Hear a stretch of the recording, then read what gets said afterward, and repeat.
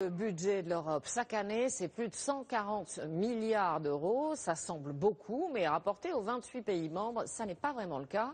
D'autant que la répartition des crédits n'est pas la même pour tous les pays. Certains sont favorisés, d'autres moins.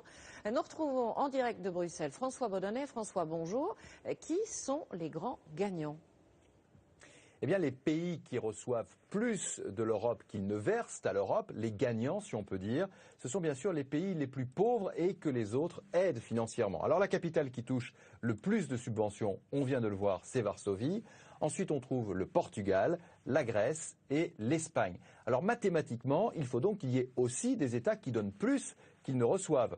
En haut du podium, il y a l'Allemagne, puis la France, le Royaume-Uni et enfin l'Italie. Alors si l'Europe fonctionne ainsi, ce n'est pas par pure générosité, ça n'existe pas, mais c'est parce qu'en développant les pays les plus pauvres, eh bien les pays les plus riches finissent par y gagner eux aussi. François, justement, on va s'arrêter un instant sur la situation de la France. Est-ce que globalement, l'Europe est un atout pour nous ?